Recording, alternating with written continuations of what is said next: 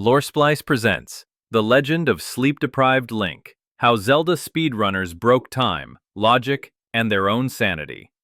Where stories fracture, and your controller becomes a divine instrument of chaos. In the sacred lands of Hyrule, a young hero rises. His destiny? To defeat evil, rescue a princess, and complete a perfectly optimized sequence of backflips through a wall to skip the first 3 dungeons. This is the story of the Legend of Zelda, not the one Nintendo wrote, but the one speedrunners discovered, by slamming their heads against every corner of this franchise until reality gave up. Tonight, we dive into the most broken timelines Hyrule has ever seen. From any % madness to reverse bottle adventure, from wrong warps to wrong priorities, we ask the questions that matter. What happens when you beat Ganon before the title screen finishes? Why is a grandma crucial to a world record? And most importantly, can Link even blink anymore? Let's begin. It all started, as all great tragedies do, with a single question. How fast can we beat this game? In the early 2000s, innocent gamers popped Ocarina of Time into their dusty N64s and tried to complete it quickly. By 2006, someone beat it in under 6 hours. Impressive. Then came 2010. A player named Kazooie backflipped, sidestepped, paused in mid-air, and teleported to the final boss room. The final time? 18 minutes. The internet gasped. Nintendo wept. And the speedrunners? They doubled down. You see, Ocarina of Time isn't a game. It's a house of cards, held together by chewing gum, duct tape, and a deep fear of player creativity. One wrong input and Link ceases to exist. One very precise wrong input. And he ascends to a higher plane. Thus was born Reverse Bottle Adventure, wherein you use a bottle to rewrite memory, to give yourself the light arrows, before you've even spoken to Zelda. Let us repeat, you trick the game by equipping a bottle, glitching your inventory, and forcing it to believe you're further along than you are. It's not a glitch, it's time travel, with kitchenware.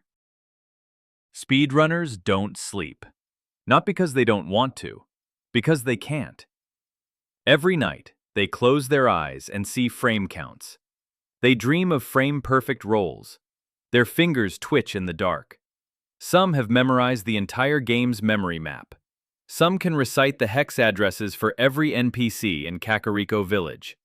One guy speaks fluent Goron Morse code, and all of them have no idea what the plot is. Because when you skip the first 90% of the game, Zelda becomes less of a legend and more of a vague rumor you once heard between frame buffers. Let's talk Wind Waker. Let's talk Grandma. You remember her. Sweet, old, soup enthusiast. In standard play, she gives you a bottle of healing soup. In speedrunning, she gives you godhood. Enter Grandma %.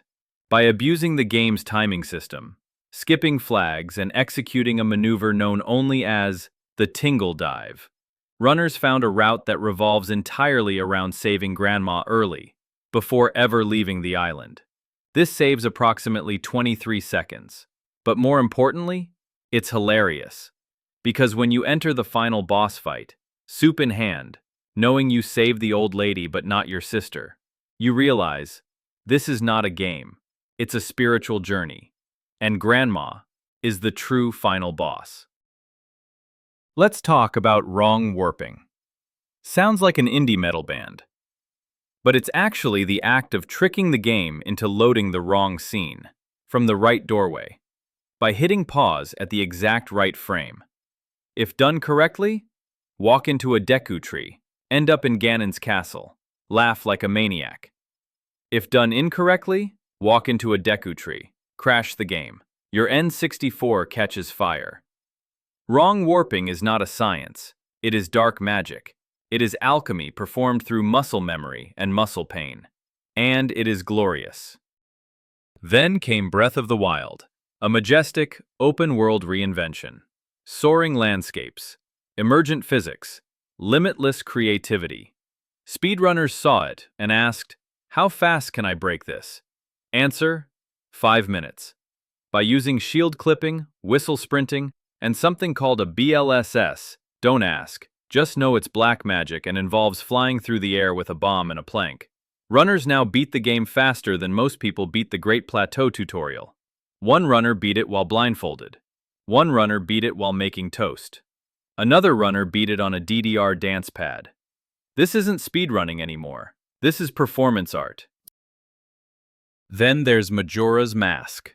Speedrunners discovered that if you angle a backflip correctly, press pause 6 times, and spin in a circle chanting Yahaha, you can create parallel universes. These are not metaphorical. They are literal memory instantiations of game state, layered realities that exist only through directional inputs. To navigate them, you don't play the game. You write it in real time. At this point, speedrunning stopped being a hobby and became a doctoral thesis in quantum link mechanics. Let's pause for a moment. In Ocarina of Time, you're supposed to spend hours as young Link, learning, growing, maturing. Speedrunners say, nope, I'm 17 now, let's kill God. By skipping the Deku Tree entirely, runners immediately age Link into his adult form and go straight to the final fight. The Kokiri?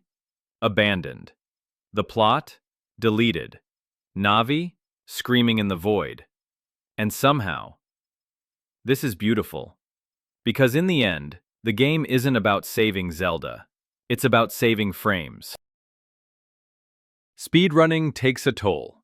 Controllers are slammed. Consoles overheat. Thumbs become legend. One player wore out 3 GameCubes.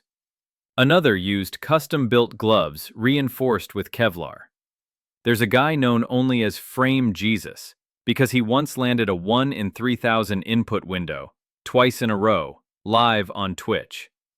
No one has seen him since. Some say he ascended. Others say he is the Deku Tree now. So what is The Legend of Zelda, really? A tale of courage? A fight against evil? No. It's a bug-riddled sandbox where a mute elf in a green skirt clips through time and space to save the world using soup, bottles, and the power of relentless spite. And that is beautiful, because in the end, Link isn't just a hero, he's a symbol of perseverance, of broken code, of staying up until 4 a.m. just to shave off 0.4 seconds because someone on the leaderboard just discovered a new warp using the fishing minigame. And if that's not legendary, what is?